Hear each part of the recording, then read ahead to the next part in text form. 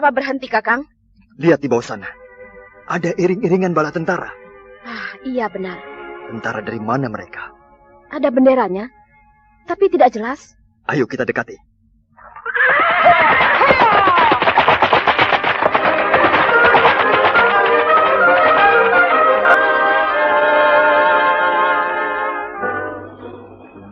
Tentara Kadipaten Pulasari. Benar.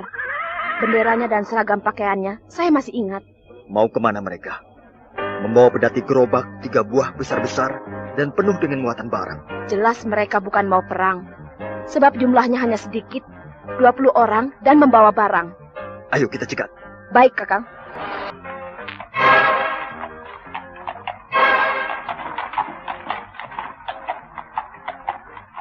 Berhenti!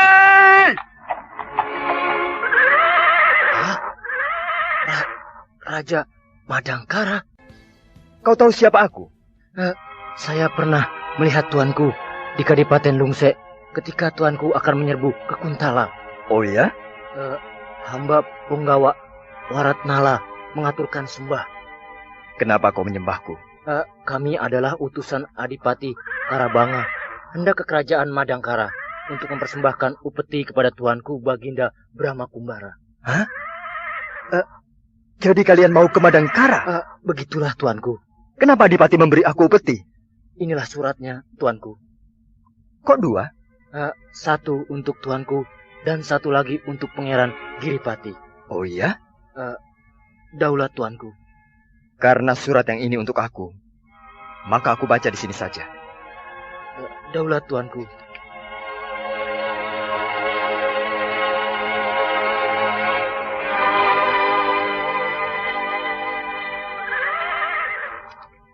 Salam sejahtera kehadapan Duli Yang Mulia Sri Baginda Maharaja Kerajaan Madangkara, Prabu Brahma Kumbara.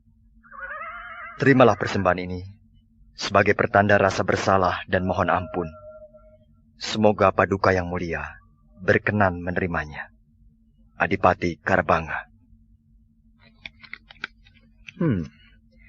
Jangankan aku manusia biasa, sedang Hyang Widi pun akan selalu memberi maaf kepada yang secara ksatria mengakui kesalahannya dan mohon ampun kepadanya.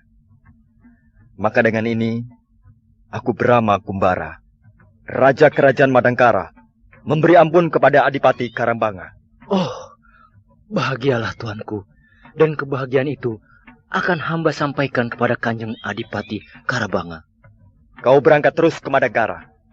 Di sana kau jumpai Mahapati Amangkubumi Gotawa. Nanti beliau yang akan mengaturnya. Daulat tuanku. Akan tetapi, hendak kemanakah tuanku? Aku akan ke Kadipaten Pulasari, menjumpai Gardika. Sebab katanya Gardika ada di sana. Memang benar. Gardika datang ke sana tuanku, dan bertengkar dengan Adipati Karabanga. Kemudian Gardika pergi. Pergi kemana? Hamba tidak tahu tuanku. Yang hamba tahu, dia pergi meninggalkan Kadipaten Pulasari dengan wajah masam. Dan marah-marah tuanku. Mungkin dia kembali ke Padepokan Jakalumayung, Kakang. Kalau dia pulang ke Padepokan Jakalumayung, pasti berpapasan dengan kita. Tapi tidak, bukan? Mungkin dia mengambil jalan lain agar cepat sampai. Ya, mungkin juga. Ayo, kita kembali ke Kawali. Baiklah. Nah, Punggawa, kita berpisah di sini. Kau terus ke Madangkara, aku akan kembali ke timur, ke Kawali, ibu kota kerajaan Pajajaran. Daulat tuanku.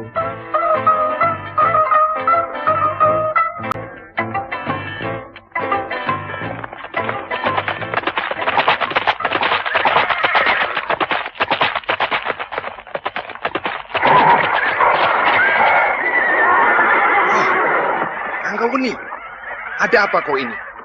Datang ke padepokanku dengan membawa bala tentara sebanyak itu. Mana Gardika Jakalumayung? Apa Gardika? Ada apa dengan dia? Jangan pura-pura Jakalumayung. Kenapa kau bicara kasar kepadaku? Apa salahku? Gardika mencuri kujang sinar. Hah? Mencuri kujang sinar? Ya. Tadi malam dia menyusup ke dalam keraton. 10 orang pengawal mati dan kujang sinar ini. Amito, Jagat Dewa Batara. Mau apa si Gardika itu? Nah, sekarang suruhlah Gardika keluar. Ranggaweni, Gardika sudah lama pergi. Kau jangan melindungi dia, Jaka. Kita sudah kenal lama sekali. Pernahkah aku berlaku tidak jujur? Gardika muridmu bukan? Benar, tapi sekarang tidak. Jaka Lumayung, jangan paksa aku untuk menggunakan kekerasan. Begitu marahkah kau padaku? Ini perkara Kujang Sinar, pusaka kerajaan Pajajaran. Bakarlah padepokanku ini. Ratakan dengan tanah. Tapi kau tidak akan menjumpai Gardika. Apalagi Kujang Sinar. Jaka Lumayung, jangan paksa aku. Brahma, Dewi Harnum. Kenapa kau begitu murka, Ranggaweni? Ada apakah Tuan berkunjung ke sini? Mencari Gardika. Mencari Gardika? Aku juga sama seperti kau, Ranggaweni. 5 hari yang lalu aku datang ke sini. Sebab setauku Gardika adalah murid Jaka Lumayung.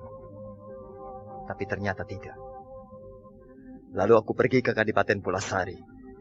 Dan menurut keterangan seorang punggawa, Gardika sudah meninggalkan Kadipaten Pulasari. Lalu aku kembali ke sini. Ranggaweni. Aku sendiri yang akan menangkap Gardika. Percayalah. Jaka Lumayung jujur. Aku berani tanggung. Jiwaku dan kerajaan Madangkara jadi taruhan. Baiklah. Semua ini akan kulaporkan kepada Sang Prabu Pajajaran. Terima kasih, Ranggaweni.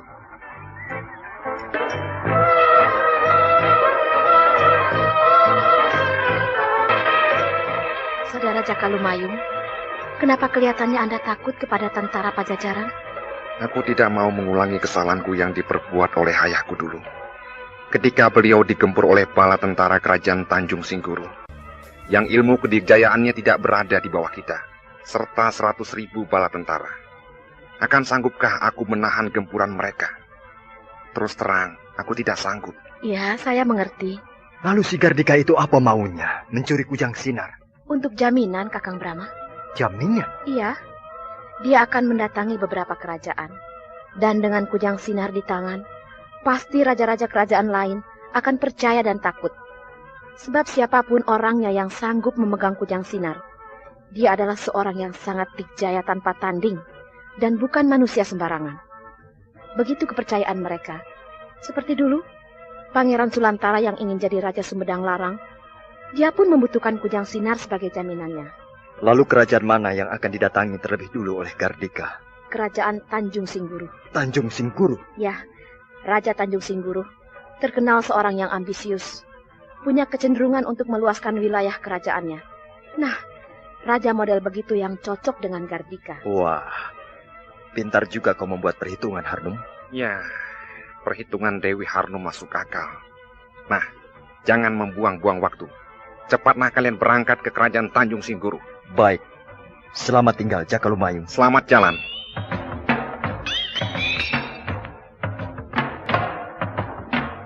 Harnum, kalau nanti bertemu dengan Gardika, kau cepat bersembunyi. Kenapa, Kakang? Gardika sudah mencapai tingkat ke-10. Hah? Yang benar, Kakang? Ya, aku yakin Gardika sudah menguasai ajian serat jiwa sampai ke tingkat ke-10. Sebab tak ada seorang pun manusia yang sanggup menjamah Kujang Sinar, kecuali dia sudah mencapai tingkat ke-10 dalam penguasaannya terhadap ajian serat jiwa. Dulu Kakang bisa menaklukkan Kujang Sinar, padahal Kakang waktu itu sama sekali belum bisa menguasai ajian serat jiwa. Memang bisa, tapi kau tahu sendiri bukan? Harus melalui perjuangan yang berat. Ya, benar. Sedangkan menurut keterangan Ranggaweni, Gardika dengan mudah menangkap Kujang Sinar yang akan terbang ke angkasa. Begitu dipegang, Kujang Sinar itu langsung luluh di tangan Gardika. Nah, bisa dibayangkan tingginya ilmu Gardika. Iya. Yang aku takutkan kau disentuh oleh Gardika. Sentuhan sedikit saja, kau akan luluh, kering, dan akhirnya menjadi tepung. Ngeri benar. Itulah, kau harus bersembunyi. Kecuali kalau ada Jaka Lumayung, kau tidak perlu bersembunyi. Sebab di dalam lindungan Jaka Lumayung, kau akan aman. Iya, Kakang. Tapi Kakang sendiri bagaimana? Maksudmu? Kakang mempergunakan ajian serat jiwa tingkat ke-10, begitu pula Gardika. Lantas siapa yang akan unggul? Disinilah letaknya kunci keberhasilan seseorang. Taruhlah 2 orang yang akan bertarung. Keduanya sama-sama tangguh. sama-sama perkasa, sama-sama dikjaya. Pokoknya mereka seimbang karena tingkat kepandaian mereka setara. Lalu keduanya bertarung dengan mempergunakan ilmu yang sama. Lantas siapa yang akan keluar sebagai pemenang? Dialah yang siap. Siap? Siap rohani. Siap rohani? Artinya rohani yang bersih. Jadi yang akan keluar sebagai pemenang, dialah yang rohaninya bebas. Bebas dari rasa benci, iri, dengki, dan angkara murka. Meskipun orang itu dijayanya kayak apa, tapi kalau dia belum bisa membebaskan rohaninya, sama saja dia belum bisa mengalahkan nafsu. Dia belum bisa mengendalikan dirinya sendiri. Wah, kalau begitu, pasti Kakang yang menang. Mudah-mudahan.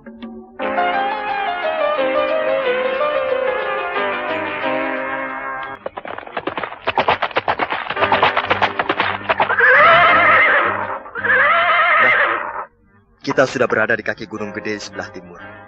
Berarti sudah dekat dengan kerajaan Tanjung Singkur. Melihat Gunung Gede, jadi ingat dulu ketika kita mengejar-ngejar Kujang Sinar.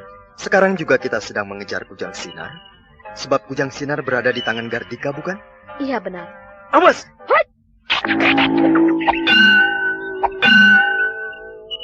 Hah? Tentara Tanjung Singguru? Iya, 10 orang tentara kerajaan Tanjung Singguru. Kenapa mereka menghadang kita? Selamat datang di wilayah Tanjung Singguru, Raja Badangkara. Terima kasih.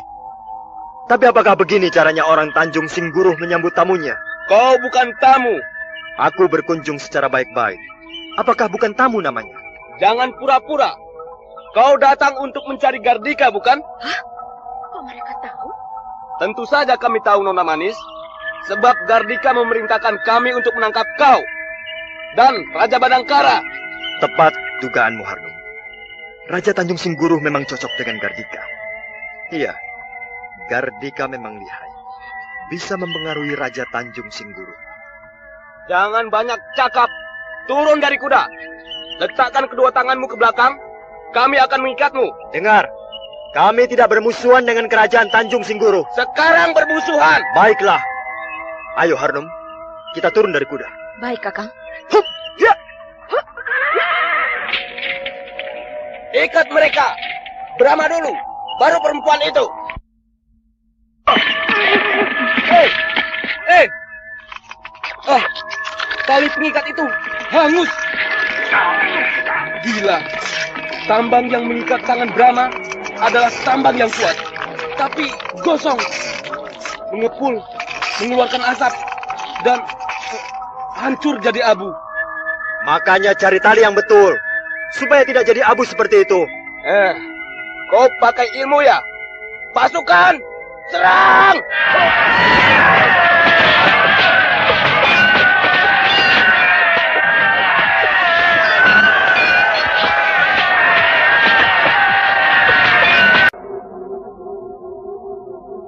Aku sudah menduga. Pasti kau akan mencari aku. Gardika, mana Kujang Sinar? Ini, terselip di pinggangku. Pencuri. Lekas kembalikan ke Pajajaran. Nanti kalau aku sudah jadi Raja Kuntala. Ingin jadi raja kok jadi pencuri?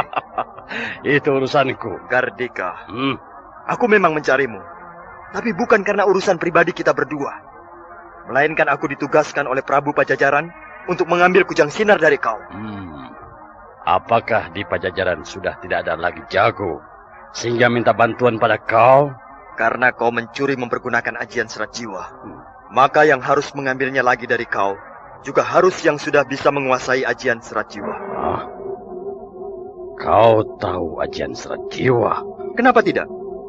Jakalumayung yang mengatakannya padaku. Jakalumayung? Iya. Jakalumayung tidak berani mengejar kau, sebab dia baru sampai pada tingkat ke-9. Sedangkan kau sudah sampai pada tingkat ke-10. Untuk itu dia minta bantuanku. Sebab hanya aku yang sudah sampai pada tingkat ke-10. Kau bisa ajian serat jiwa? Tentu saja aku bisa. Sebab aku murid kakek Astagina. Kau murid kakek Astagina? Kau terkejut, Gardika? Sebab kau tahu siapa kakek Astagina. Ya, Dialah salah seorang dari 3 orang pencipta ajian serat jiwa. Bohong! Aku tidak percaya kau murid kakek Astagina. Dari mana jalannya kau bisa menjadi murid dia? Kau tidak perlu tahu. Yang penting kembalikan kujang sinar itu. Ambillah dengan mempergunakan ajian serat jiwa. Supaya aku percaya bahwa kau memang bisa ajian serat jiwa. Baik. Aku akan merebut kujang sinar dari tanganmu dengan mempergunakan ajian serat jiwa tingkat ke-9. Kalau gagal, baru aku akan pakai tingkat ke-10. Pembual! Ayo mulai!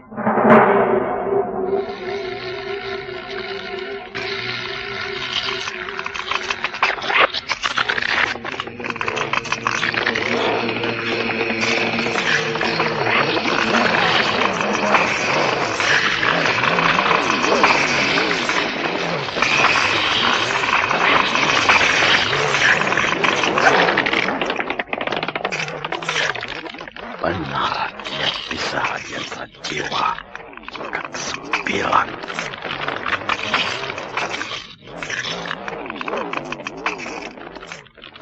Gawat, aku harus membendungnya dengan ajian serat jiwa lagi. Tingkat ke-9.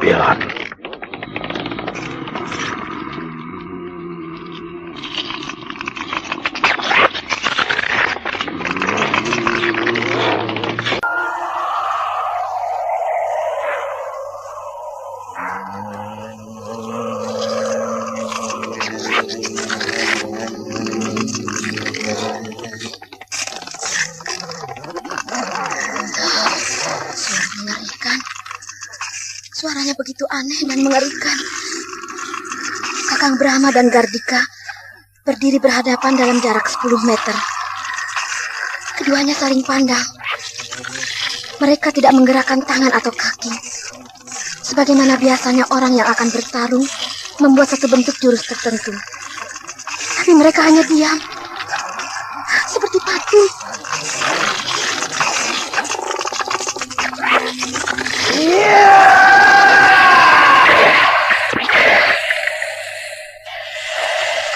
Suaranya begitu?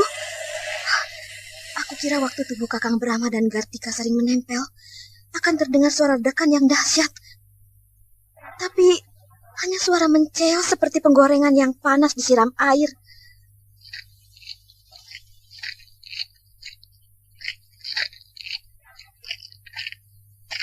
Nah, sekarang mereka sama-sama bergerak mundur. Bagaimana Gardika? Sekarang kau percaya aku bisa ajian serat jiwa? Bukan main. Aku percaya kau betul-betul sempurna dalam mengerahkan ajian serat jiwa tingkat ke-9. Apakah benar kau murid kakek Astagina atau bukan? Aku tidak peduli. Sebab manusia semacam kau tidak boleh hidup. Karena kau adalah racun. Racun bagi kehidupanku. Aku memang racun. Tapi hanya buatmu seorang aku bagaikan racun. Bagi orang lain tidak, Gardika. Sedangkan kau, racun bagi seluruh umat manusia. Karena kau jahat, sumber malapetaka. Bedebah! Tingkat terakhir yang paling menentukan.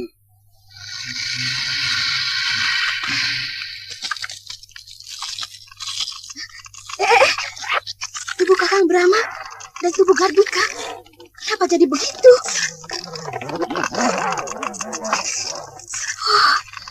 Kakang Brahma dan Gardika jadi kayu. Ya, mereka jadi manusia kayu. Jadi wayang golek. Mereka bergerak-gerak, tapi gerakan yang kaku dan patah-patah.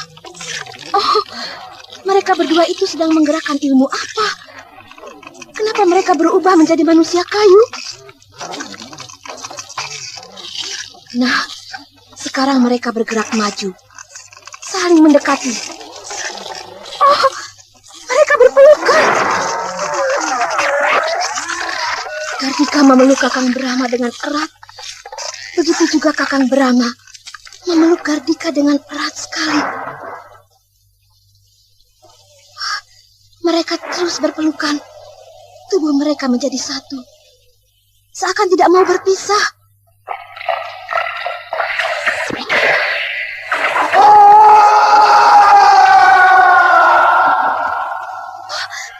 Apa yang terjadi? melorot, luluh jadi debu. Bukan jadi debu, tapi jadi tepung. Ya, Gardika tidak ada. Yang ada hanya seonggok tepung.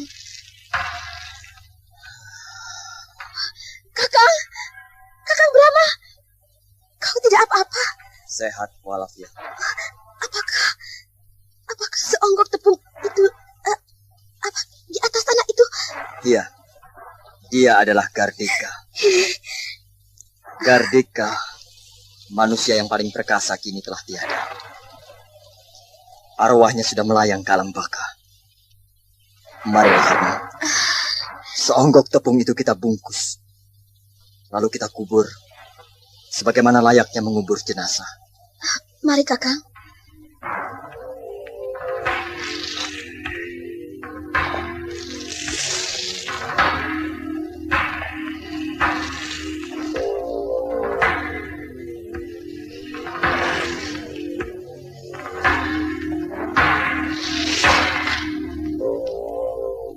Kakang, Gardika matinya sangat tragis. Apakah begitu dahsyatnya ajian serat jiwa tingkat ke-10 itu? Kalau aku bertarung dengan musuh yang tidak mempergunakan ajian serat jiwa, akibatnya tidak sedemikian fatal. Musuhku memang akan lumpuh, tapi tidak lantas jadi tepung. Hanya lumpuh biasa saja. Tulang belulangnya luluh, jadi mayatnya tetap berwujud manusia. Tapi karena Gardika mengerahkan ajian serat jiwa, juga sama dengan aku, tingkat ke-10. Maka akibatnya sangat fatal. Lenyap wujudnya yang asli, berubah menjadi tepung. Sungguh mengerikan. Iya. Gardika manusia yang penuh riwayat, yang telah membuat perjalanan hidupku penuh liku-liku, kini telah tiada. Daulat Pangeran Giripati. Panglima Ringkin, silakan masuk. Terima kasih, Pangeran.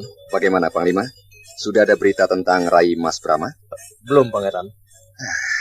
Yang saya khawatirkan, kalau Gardika lari ke wilayah wetan, wah, pasti akan seperti dahulu lagi. 1 tahun Tuanku Brahma baru kembali. Hanya karena menolong aku yang tidak berharga ini, Rai Mas Brahma jadi susah. Janganlah Pangeran berkata demikian. Pangeran adalah sangat penting artinya, baik bagi kerajaan Madangkara maupun bagi kerajaan Kuntala. Sebab pangeranlah satu-satunya pewaris tahta singgasana kerajaan Kuntala yang sah, yang akan membawa bangsa dan negeri Kuntala ke masa depan yang lebih baik dari sekarang. Ya, mudah-mudahan aku bisa.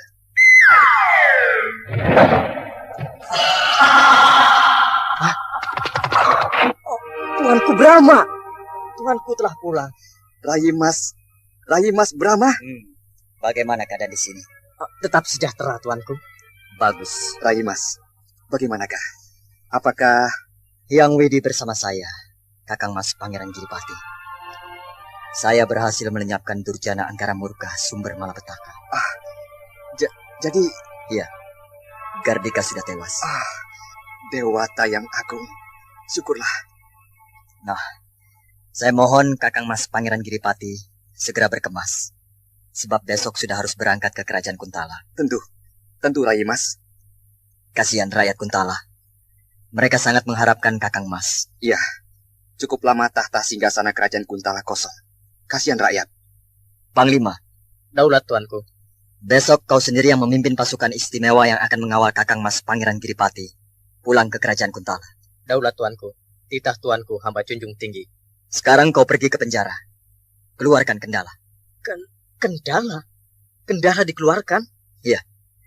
Dia sudah cukup menderita. Dan sudah cukup pula menebus kesalahannya. Karena sebenarnya dia hanya terbawa-bawa oleh Gardika. Daulat, Tuanku. Titah Tuanku segera hamba laksanakan. Daulat, Tuanku. Kendala. Kemarilah. Daulat, Tuanku. Duduklah. Terima kasih, Tuanku. Kau ini di penjara malah gemuk. Ya, sebab saya merasa bebas, Tuanku. Di penjara kau merasa bebas? Artinya bebas dari rasa takut, rasa gelisah, was-was, dan sebagainya, Tuanku. Hamba merasa tenang sekali, dan hamba anggap sebagai suatu penebusan dari semua kesalahan hamba. Syukurlah kalau begitu. Daulat, Tuanku. Besok Kakang Mas Pangeran Giripati akan pulang ke Kuntala. Kau harus ikut. Daulat tuanku. Oh, terima kasih tuanku. Yang sudah-sudahlah. Sekarang jadilah manusia yang tidak mudah dipengaruhi oleh orang lain. Sebab orang yang berbuat, kau bisa kena getahnya. Daulat tuanku.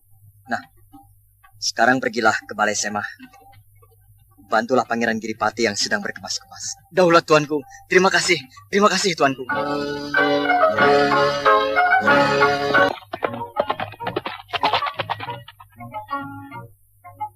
Siapakah tadi itu, Ibunda? Nampaknya seorang prajurit keraton. Hulu Balang Jumantra. Oh ya? Ada apa Hulu Balang Jumantra ke sini? Mengabarkan bahwa Brahma sudah pulang. Ah, benarkah Ibunda? Iya. Kau mau masak apa untuk menyambut calon suamimu? Tentunya makanan kegemaran Kanda Brahma. Iya, persiapkanlah segala sesuatunya. Baik, Ibunda. Pramita? Ya, Ibunda. Itu di seberang jalan, anak-anak kecil teman-teman Bentar sedang bermain-main. Tapi Bentar kok tidak ada? Dibawa Paman Arum ke sawah mencari belut katanya. Oh, ya sudah.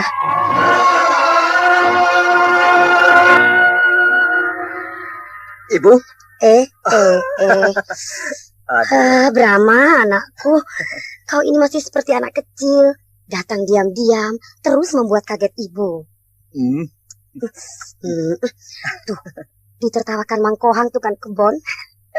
Sudah jadi raja masih manja, mencium pipi ibu. Ayo cepat temui Pramita. Di mana dia?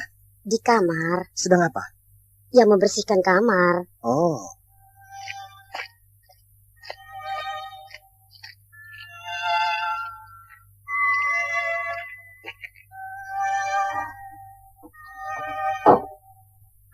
Pramita. Kanda Brahma. Loh, kok mengelak? Tidak kangen padaku? Mana Dewi Harnum? Loh. Malah menanyakan Harnum. Bukankah Kanda mengembara mencari Kartika hanya berdua dengan Harnum? Benar. Mana dia? Kau tidak ikut ke sini? Pulang ke Niskala. Oh. Cemburu ya? Sedikit. Oh. Tentunya Kanda lebih bebas ya. Leluasa karena tidak ada saya. Ya, begitulah. Peluk-pelukan, cium-ciuman, lalu... Lalu apa? Ya, lalu Kanda sendiri yang harus mengatakannya, bukan? Pramita, aku akui. Memang aku dan Harnum pernah berpelukan dan berciuman. Tapi hanya itu. Lain tidak. Benar? Benar. Di tengah alam yang sunyi, pada waktu malam, hanya tidur berdua dan... Percayalah padaku, Pramita. Aku tidak berbuat begitu dengan Harnum. Masa? Dewi Harnum kan agresif. Meskipun kau alim, kalau diserang terus-terusan, lama-lama kan hanyut. Masa aku harus bersumpah demi Dewata? Ya, saya percaya. Kanda, sekalipun Kanda berbuat begitu dengan Dewi Harnum, itu hak Kanda. Saya tidak kuasa melarang. Sebab saya tahu Dewi Harnum mencintai Kanda. Begitu pula Kanda mencintai Dewi Harnum. Nah, mau apa lagi? Cinta tidak berarti harus memiliki, bukan? Benar. Tapi kalau Kanda ingin memiliki Dewi Harnum, apa salahnya? Maksudmu? Saya tidak ingin Dewi Harnum kecewa, lalu dia patah hati. Apakah saya harus menikah dengan Dewi Harnum? Saya kira lebih baik begitu. Pramita. Kanda telah memberikan harapan padanya. Janganlah harapannya itu kandas. Aku hanya ingin memilikimu, Pramita. Milikilah dua-duanya, Kanda. Hah? Ya, saya dengan Dewi Harnum sudah seia sekata. Kami sudah mengikat tali persaudaraan. Nah, alangkah terpujinya Kanda bila persaudaraanku dengan Harnum tidak retak, malah dibina semakin erat. Saya ingin kita bertiga selalu berkumpul. Percayalah Kanda, Dewi Harnum juga berkeinginan yang sama. Baiklah Pramita. Aku turuti kehendakmu. Hanya dua, ya? Aku dan Dewi Harnum. Lain tidak. Tentu. Bagiku dua saja sudah terlalu banyak. Jangan mentang-mentang diberi kelonggaran oleh saya, lantas Kanda aur-auran. Seperti raja-raja yang lain. Istrinya sampai 10 orang, bahkan lebih. Buat apa banyak-banyak? Satu saja tidak akan habis. Apalagi ditambah satu lagi Dewi Harun. Wah, bisa-bisa aku yang kewalahan.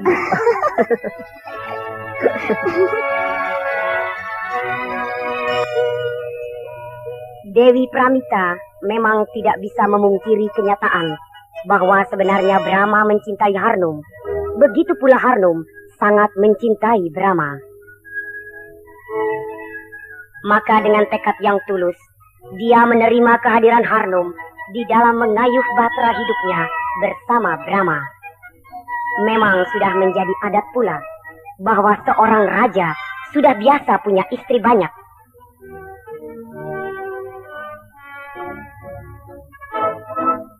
Namun Brahma mencoba untuk tidak begitu. Brahma ingin yang wajar saja. Meskipun dia seorang raja yang ditakuti dan paling berkuasa, tapi dia tidak mau serampangan mengumbar nafsu sesuka hati. Puja-puji untuknya. Sejahtera Brahma Kumbara. Bahagialah rakyat Madangkara. Nah, pendengar yang budiman, sampai disinilah kisah singgasana berdarah ini. Selanjutnya, nantikanlah kisah berikutnya yang berjudul Banjir Darah di Bubat.